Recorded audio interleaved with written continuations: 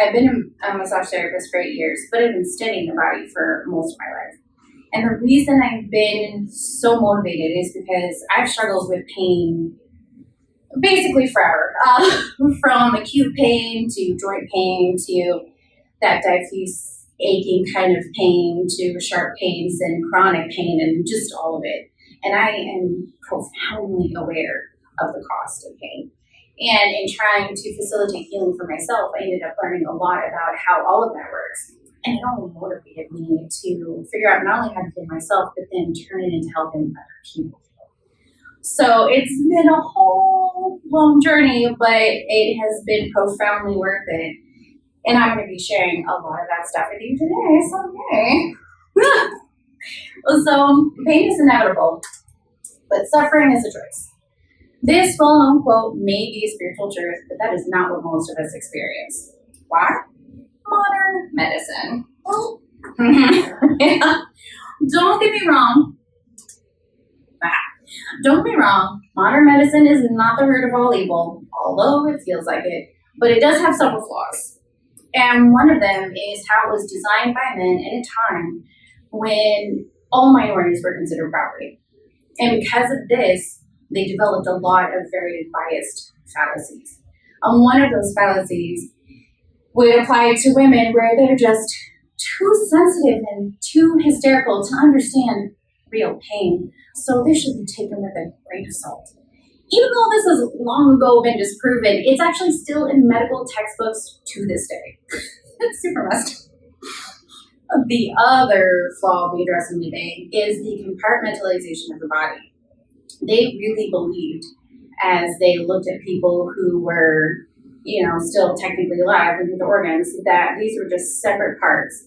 And they have held on to this belief so stubbornly, and they still think that it's separate parts that work together until they don't. This also has been disproven years ago, but it's still in medical textbooks. And the problem is both of these are so ingrained into the system that it is taking a long time to overcome them, especially all the inherent biases. It's been the biggest obstacle for modern medicine. And I'm sure you guys have all heard the joke. I went to the doctor and I said, "Doc, it hurts when I move my arm like this." And the doc says, "Stop moving your arm." I mean, that's exactly what it's like when you go into a doctor. You go in for pain, and the doctor, they can only give you painkillers and muscle relaxers.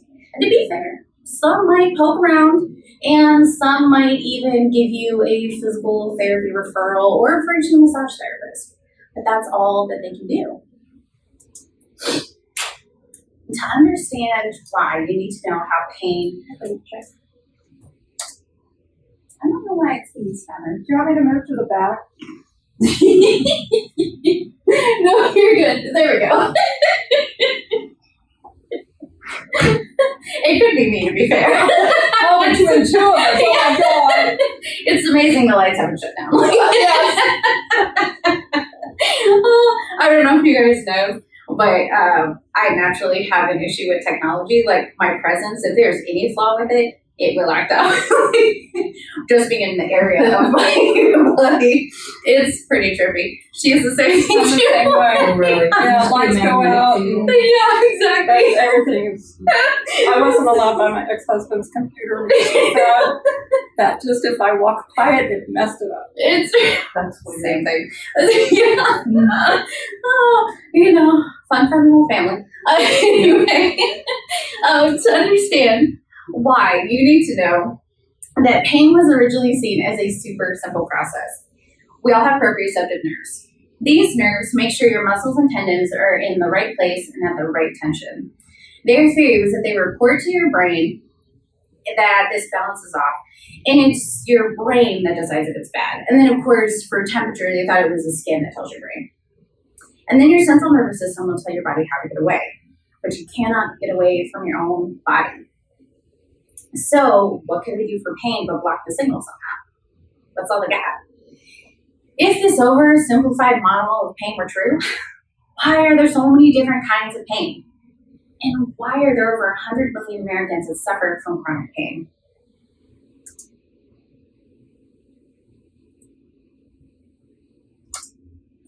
There we go. There we go. Oh, no, I went too far. That was way too far. There we go. Good news is I'm recording this so that these incidences can be edited out. Oh boy. Anyway. New pain research has shown the medical community is how their model is so oversimplified that this application of pain management is just wrong. It's just wrong. As a matter of fact, they tend to make pain worse in the long run, more times than not. So there are 4 new findings that are revolutionizing the pain world, and the first is about the anatomy of pain itself. Now let's see if it works. Yay! Thanks to new dyeing technique and new microscopic technology, they found these super teeny tiny exposed nerves whose only job is to tell our central nervous system when we are exposed to a noxious stimuli. And that's just a blanket term for anything that's considered harmful to the body, like, something too hot or an acidic chemical. And then they gave these names nociceptors. And we have 3 different kinds of nociceptors. One's for chemical, mechanical, and temperature. And they let our brain know if our bodies are too hot or cold, too tight or loose, too toxic, or just all of the above. They can go at once. Yeah. Super complicated. And of course, that adds millions of nerves to our body than was ever previously conceived of. And all of these different kinds of nociceptors started to paint this super complicated picture of how the body protects itself. What is even more amazing is that these nerves are not triggered by a specific genetic definition of injury, but by enough of a change that it affects homeostasis.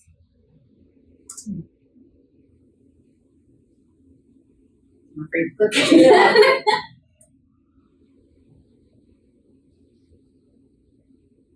Oh, nah. Oh, did it go too far? Oh. Yeah, there it is. Okay. So if you're familiar with homeostasis, you can think of it like your body's comfort zone. So your body knows that it can survive if things stay within this range. And as we probably all know, the body's number one goal is survival, and it will sacrifice performance every time. So when something changes your body's homeostasis, like working out too much, then those nociceptors are letting you know that you are outside of that comfort zone. You're outside of that functional range. And that's when you'll feel stiff and sore the next day. It's pretty cool. Now, I'm sorry, would you explain that again? Yeah, of course. Which part? Well, like if I go through a really intense exercise, with the trainer, the next day I'm really sore because I'm using because it's a new thing, I'm using new muscles. So why am I sore the next day? It's because, and I'll go more into it. Okay, you want me to stop? Oh, well, I'll tell you what, let's revisit the question when I'm done. Yeah. And then I'll be able to sum it up better, because I do talk a little more about that. Good. Yeah. Good. I'm really curious. Yeah, isn't it so cool? Mm-hmm. Oh. Anyway, it's also why you can experience different kinds of pain and at different levels and for so many reasons. Our system is protecting what our body thinks will help us survive as much as possible, even if you don't have a obviously measurable injury by the definitions of modern medicine.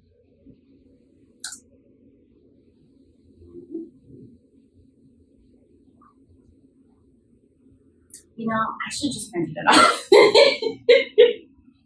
Yeah. So with an elegant, comprehensive form of protection, the system is way more complicated than that balance isn't right, or my skin's temperature isn't right, so my brain freaks out. It's hyphenated. Model of pain that they had before. The researchers, see, this is why I'm editing. The researchers thought that this down the rabbit hole journey would be done once they understood the anatomy of pain better, but it wasn't. It just got cooler. And you would think that nociceptors would be telling your brain about your skin only. Of course, it's what a lot of people assumed. But it is way more than that. As a matter of fact, we are protecting the most special. That's a very good.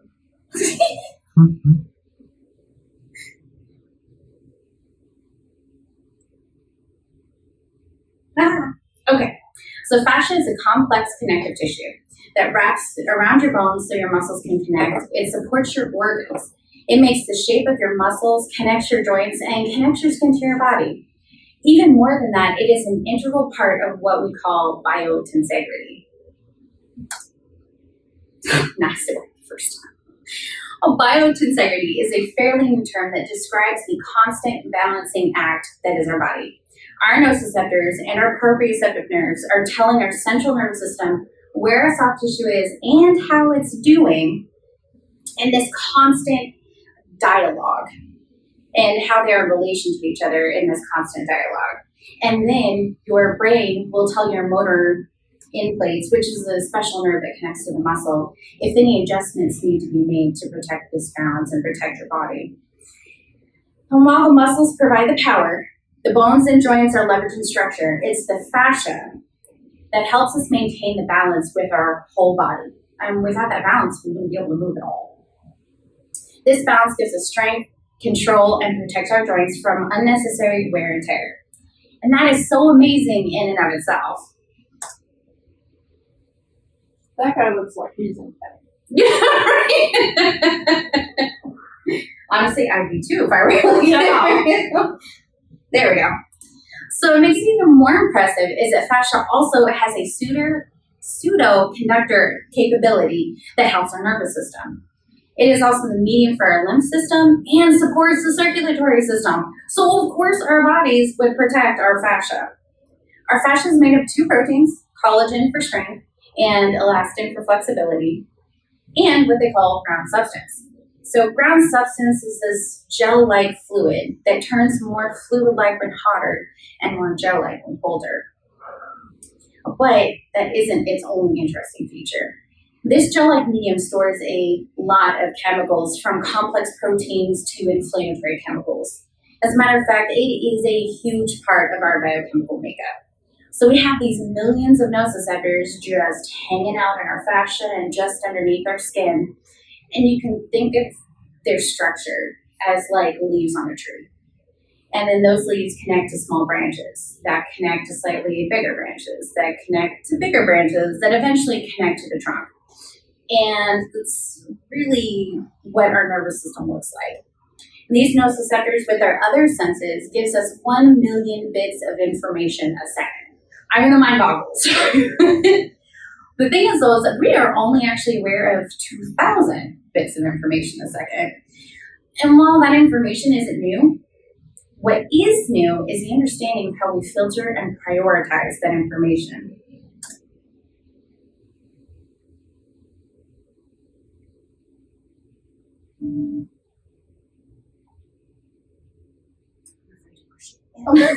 Oh, wait, okay, good. It was originally thought that each of these nerves report back to your hippocampus, which is your memory, and your amygdala, which is the emotions, fight and flight part of your brain. And then they go, most of that information then it would be a little prioritized and a little filtered, but most of it would go straight to the prefrontal cortex, which is the front of your brain for the decision making and so on and so forth. And you could think of this in an analogy like this huge business where all of the frontline employees have direct access to the two assistants of the CEO. And then the CEO makes all the decisions with most of that data. But that's actually not how it works at all.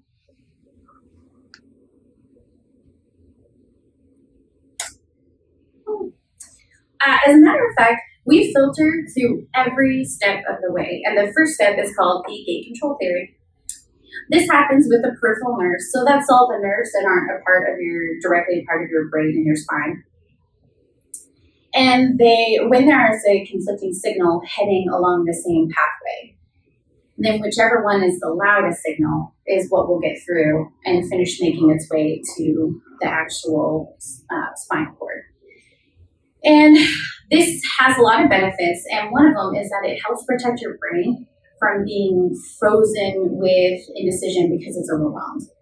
The downside is that this is a natural generalization of similar information, so it makes it that much harder for you to understand where the signal started and why. And then, of course, so that's just the first step. So we'll say the signal makes it to the spine. Well, so that's another stage of filtering because you have built-in what they call reflex arch. So it would be like you touch something hot and jerk away when you haven't even registered that you just touched something hot. And that's another way to be filtered, by prioritizing dangerous information. But let's say for the sake of this talk that it doesn't start there at the spinal cord and it makes its way all the way up to the brainstem. And that's where it gets super fun. So we actually have several things and ways that we filter. We filter our tasks, we filter our senses, our emotions, identity, the past, and we even try to filter by predicting the future. So this complex filtering system is like a huge business that has several departments. And all of these departments have several managers. And these managers take the raw data and they condense, generalize, prioritize, or disregard based on so many variables, and then whatever is left is what actually makes it to the prefrontal cortex, and that's the part of our brain that filters what tasks we're going to do based on the information that it's gotten. So it's way more complicated than they ever thought. No, it's super fast, right? Oh yeah, it's super fast, but that's part of why we're predicting the future too, because it's not fast enough necessarily. That's the cool part. So that's a part of why we're prioritizing, because we're using our prediction of the future to help us make our choices. It's so trippy. Well, what you're saying is like the touching of the hot, or like banging on my toe. Yeah. You know, it really takes a while for it to get to my brain, but my brain realizes it's going to hurt, and then it does hurt. Is that what you're saying? It's like yes and no. Like it's really kind of okay. Yes and no. It's complicated. Okay, well, I know it's complicated. Yeah. Yeah, it's got to be. Yeah. Well, it can predict though that something's going to hurt. Yes and no. I'll answer that more at the end. Don't worry. We'll start with that question first. That's a good one. Okay. Oh yes. So anyway, all of this filtering is based on just so many variables that it would take me all day to list. But no matter what, all of this information is still filtered through our hippocampus, so our memories, and our amygdala, so our emotions, and the fight and flight part of our brain, which is a huge factor in why pain is found to be so subjective. So, okay.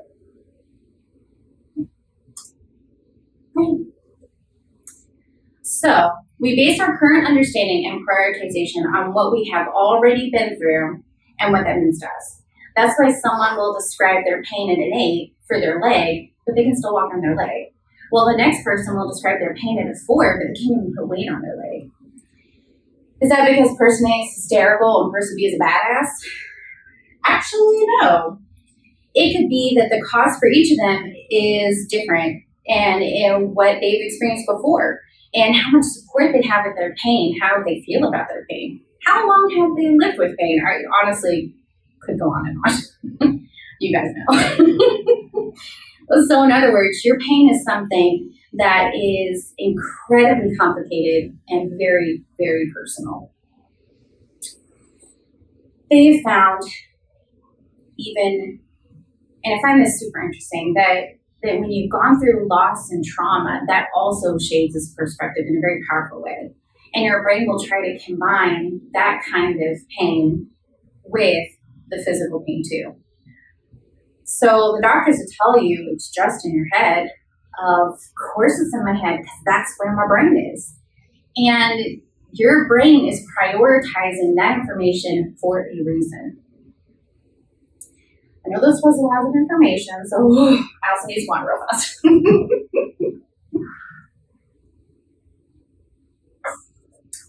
So why did I share all of this? It's simple.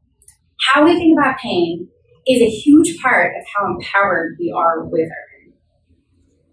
And if you feel like your pain is bad and only here to hurt you and remind you of how short life is or how small or powerless you are or feel, then yeah, it's going to make your pain worse.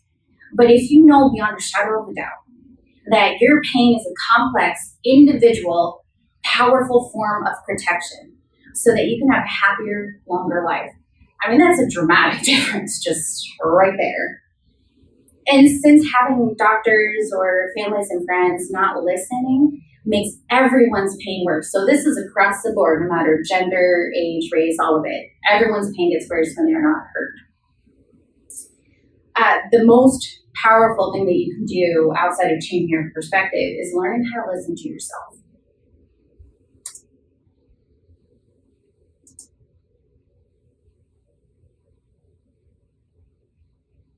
Wait, it changes in a second.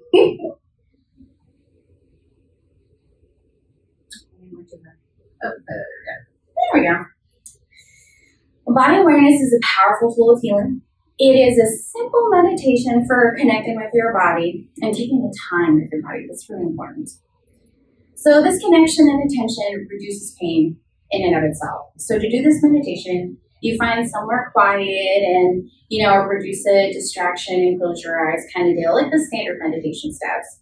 But instead of trying to clear your mind, you're focusing on your body itself. So some people, they like to focus, toes up or center out or head down. Honestly, it really doesn't matter. It's just whatever makes sense to you. That's all that matters. And then from there, you just pay attention to every area, listening to any changes, intentionally prioritizing your body.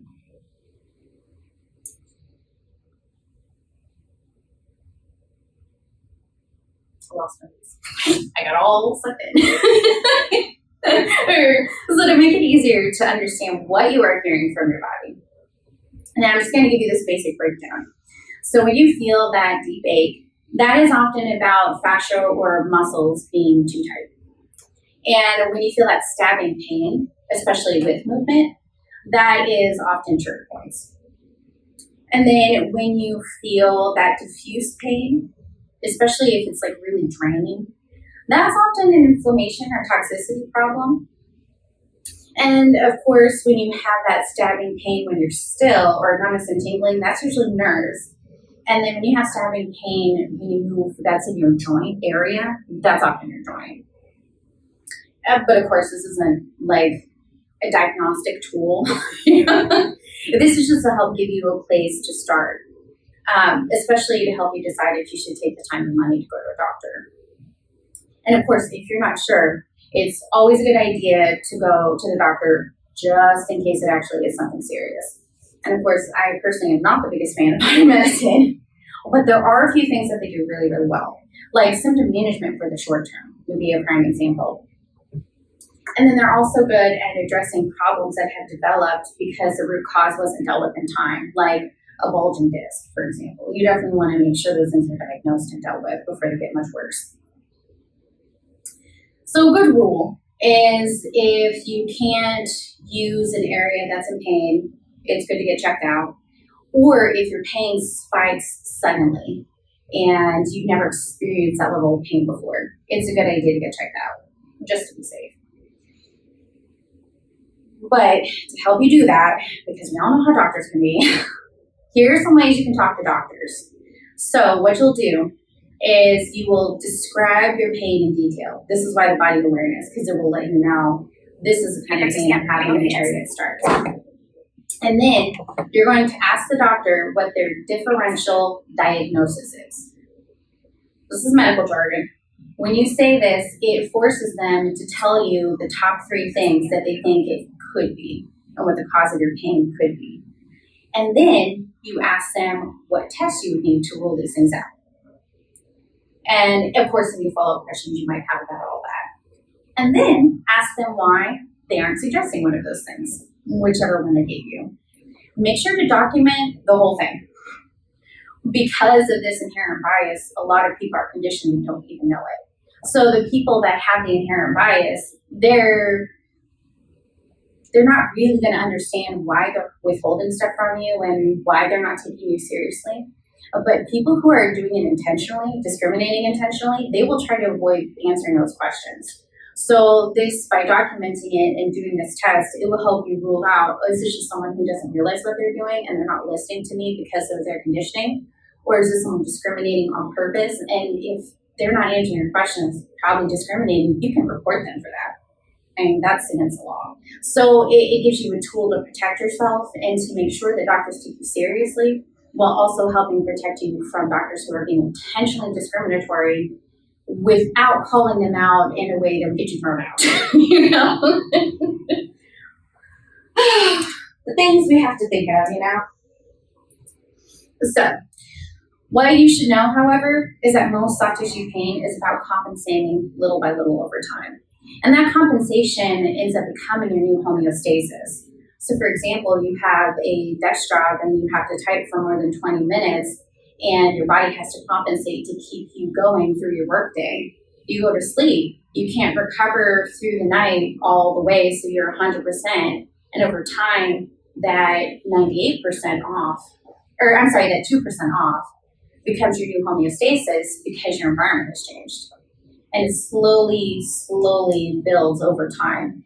And then you get more out of balance. And the more out of balance you become, the more your joints wear and tear. Of course, our bodies are so incredible that they compensate to protect this, which of course throws us more in balance and causes more wear and tear. And it definitely becomes a vicious cycle.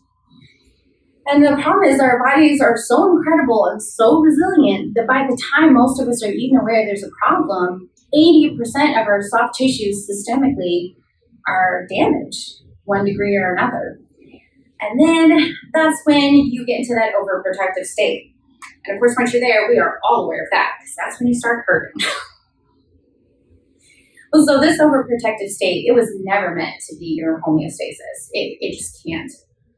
It's not sustainable, and it throws your balance off even more, causing more wear and tear, and now more pain.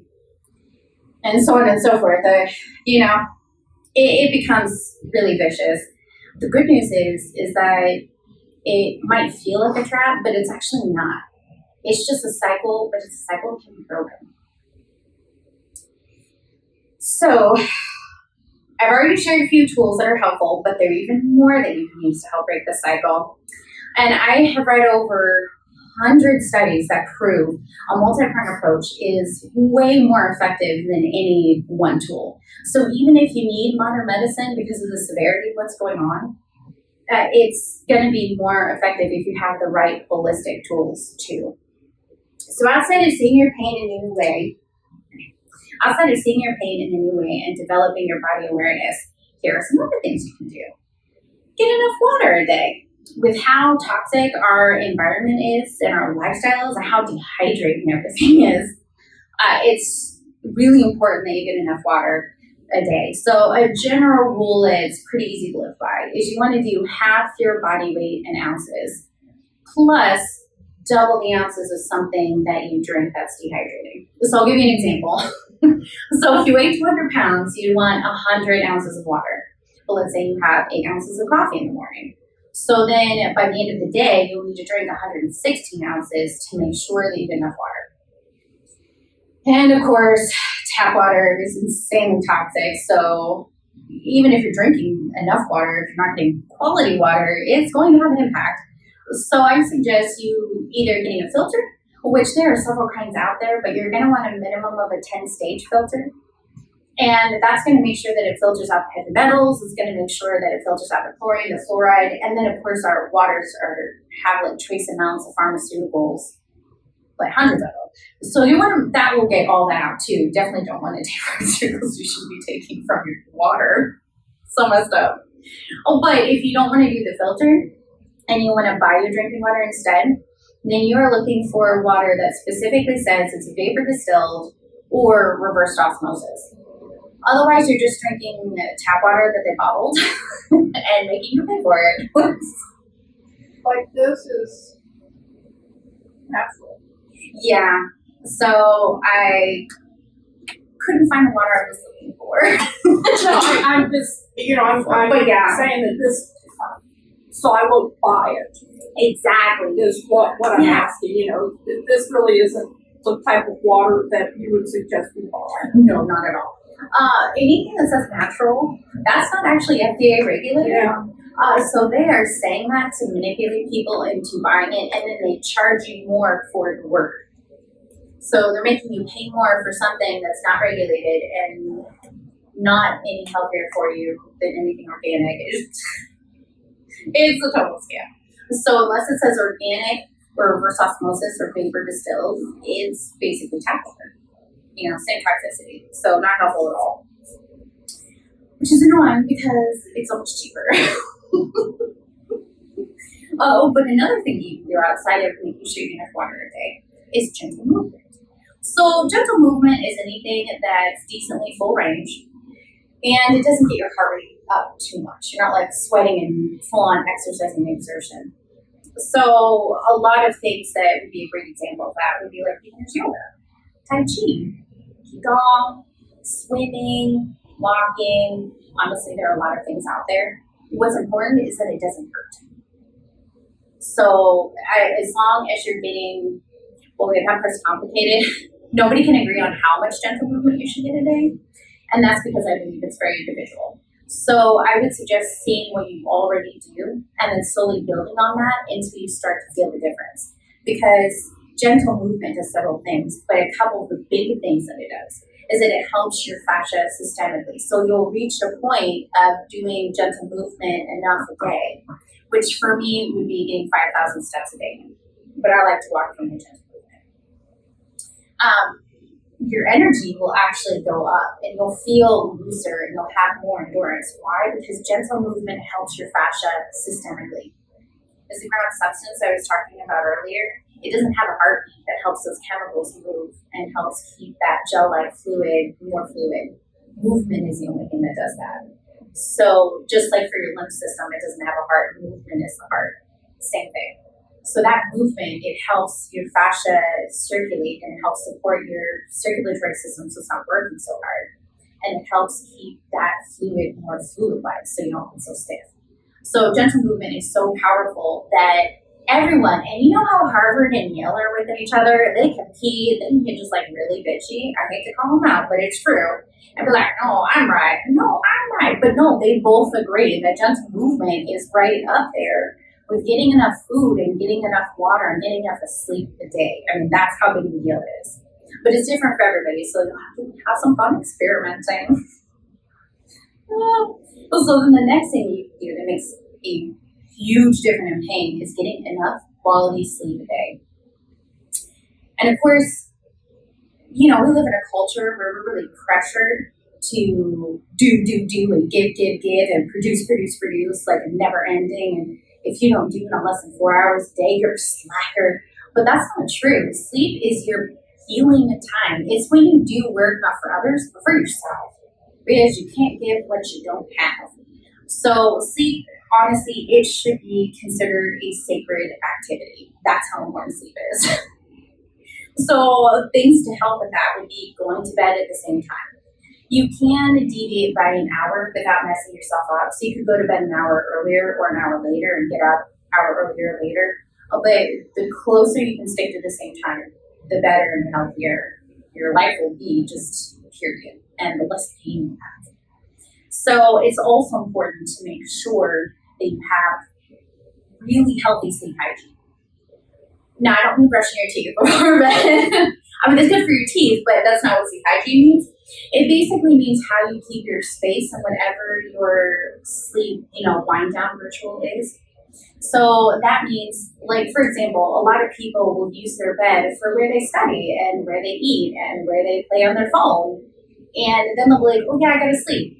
But that just tells your brain that your bed isn't for sleep. It's for all of these activities, which means your prefrontal cortex is going to make different priorities based on how you're feeling about starting the time. So the trick is to only use your bed for sleep. And when you're done, even try to stay out of the bedroom if you can, and do stuff everywhere else but in that space as much as humanly possible. And you also want to keep it clean. The cleaner it is, the better you'll sleep, because the better you breathe. So you want to make sure that your bed is clean and that it's only for sleeping as much as humanly possible. And pretty much try to get as many distractions out of that space as possible. So a TV in the bedroom, that's poor sleep hygiene for a lot of people and means that they're not listening.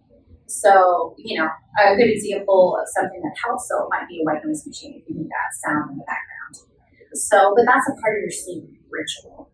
And the sleep ritual are the things that you do to help you wind down and get ready for sleep, to let your nervous system know, hey, we need to get to our parasympathetic nervous system so that we can heal and go to sleep. So in my case, stuff that I like to do is I'll make a list of the stuff I need to do tomorrow so that I can let my prefrontal cortex calm the freaking fuck down. Otherwise, it's like, we've got to remember, we've got to do A and B and C and D. Oh yeah, we can't forget A, B, C, D. Like, I get a little obsessive. So writing it down lets my brain calm down so that I can focus on getting ready for bed. And doing stuff like finishing up the things that are the most important and trying to prioritize that. And one of the tools I've used for that is using the time analogy. I don't know how familiar you guys are with that. You have a jar and you have a few large stones, some medium stones, small stones, and the sand. How do you make it all fit? Well, you make it all fit by starting with the biggest stones, and then you have the medium and the small and the sand. So I also apply that to how I prioritize my tasks. If something has way more weight to it for me, then I make that a priority for that day, and I try to at least tie up the biggest stones so that I'm not stressing while I'm trying to lay down. Does it always work? No, but that's also why I write things down. So when I can't do it, I have a backup plan to help me feel safe and relaxed. And of course, I have games that I like to play, and that help me wind down and feel safe. And I have like getting ready for bed stuff that I do, like brushing my teeth and washing my face and taking my nighttime supplements. And I have this whole ritual of follow the steps where at the end I'm in bed and I know it's time to sleep because I got all this stuff done. So that would be an example of a sleep ritual. But it's going to be individual for everybody. So have fun creating that, but it's very effective. It makes a huge difference.